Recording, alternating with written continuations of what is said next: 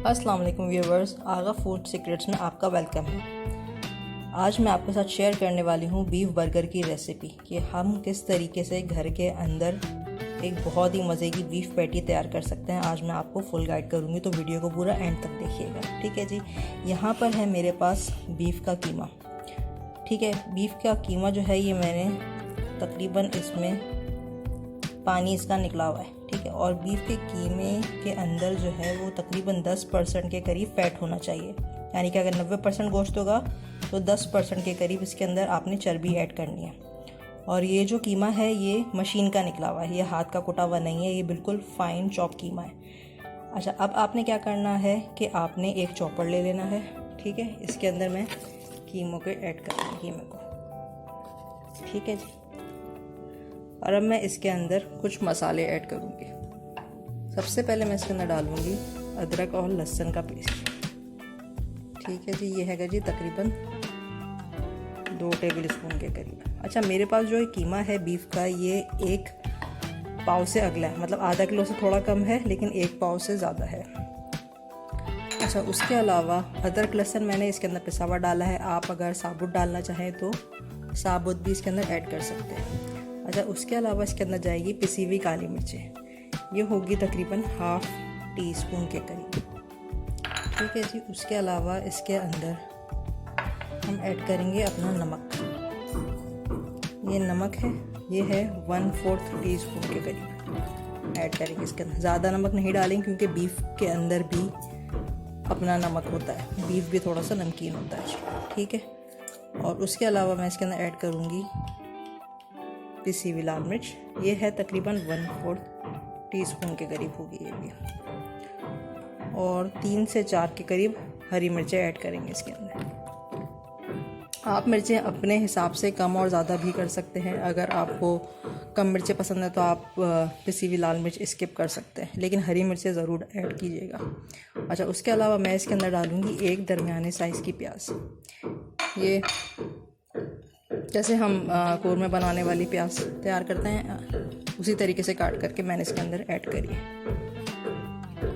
ठीक है जी। अच्छा, उसके अलावा इसके अंदर जो मैं यूज़ करूँगी बाइंडिंग के लिए वो है बेसन। ठीक है, मैं इसके अंदर बेसन ऐड कर रही हूँ, ये है तकरीबन 1 टेबल स्पून के करीब। अच्छा, कुछ लोग इसके अंदर जो है वो कॉर्नफ्लावर भी ऐड करते हैं, कुछ लोग मैदा भी ऐड करते हैं, लेकिन आप जो है वो बेसन डाल करके देखिएगा कि आपके जो बीफ पेटी होंगे वो बिल्कुल भी नहीं टूटेंगे और बहुत ही मज़े के तैयार होंगे। चलिए, जब ये मैंने चीज़ें डाल दी हैं, अब इसको जो है यहाँ पर मैं चॉप करती हूँ।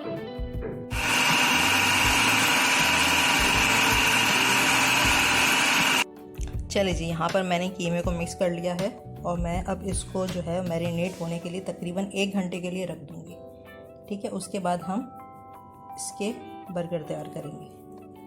ठीक है। अच्छा, आप एक काम और कर सकते हैं कि इस पॉइंट पर आप आकर के थोड़ा सा छोटा सा कबाब बना करके इसको हल्का सा फ्राई करके चेक कर सकते हैं कि आया। अगर आपको इसके अंदर थोड़ा बहुत नमक कम लगे तो आप इस पॉइंट पर ऐड कर सकते हैं। ठीक है, और नमक डाल करके अगर आपको कम लगे तो आप इसके अंदर नमक और ऐड करके इसको मैरिनेट करने के लिए फ्रिज में 1 घंटे के लिए रख देगा, या जब आपको तैयार करना हो आप उस वक्त निकाल के तैयार कर लीजिएगा। अच्छा, आप इसके पेटी बना करके ना, मतलब छोटे छोटे कबाब बना करके आप उसको फ्रीज़ भी कर सकते हैं। तकरीबन 1 महीने के लिए आप उसको फ्रीज़ भी कर सकते हैं। ठीक है जी। अभी मैं इसको मैरिनेट होने के लिए रख रही हूँ, फिर 1 घंटे बाद आपसे मिलते हैं।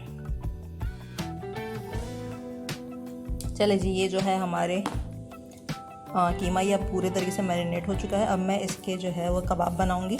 ठीक है, और फिर इसको मैं तवे पर रखूँगी। ठीक है जी, इस तरीके से आपने इसके पतले पतले कबाब बनाने हैं। ठीक है जी।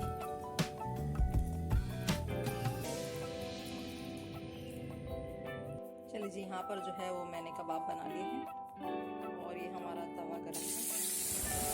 चलिए जी, यहाँ पर जो है वो मैंने कबाब जो थे हमारे उनको फ्राइंग के लिए रख दिया था। अच्छा, आप जो है वो साइज़ अपने हिसाब से बड़ा और छोटा कर सकते हैं।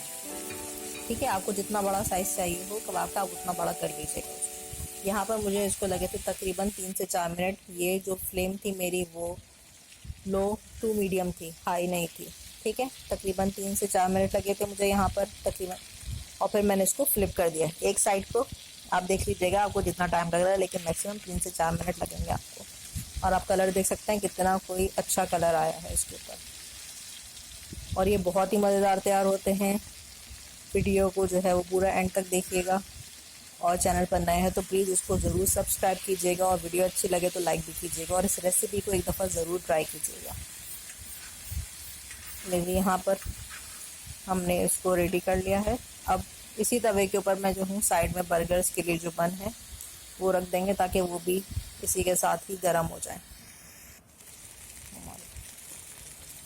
ठीक है जी। अच्छा, जब आप बर्गर बनाते हैं तो आपकी मर्ज़ी होती है कि आप इसके अंदर कोई, अगर आपको वेजिटेबल्स डालने हैं, जैसे गरम कल्ला हो गया, खीरा, प्याज, टमाटर, जो आप डालना चाहे वो आप इसके अंदर ऐड कर सकते हैं। ठीक है जी। मैं जो हूँ यहाँ पर इसके ऊपर मोज़रेला की मैंने चीज़ का स्लाइस रखा। ठीक है जी। और ये हमारे बर्गर बिल्कुल अच्छे तरीके से रेडी हो गए। वीडियो पसंद आए तो प्लीज़ ज़रूर सब्सक्राइब कीजिएगा चैनल को। अपना बहुत सारा ख्याल रखिएगा। आगा फूड सीक्रेट्स को दीजिए इजाज़त। अल्लाह हाफ़िज़।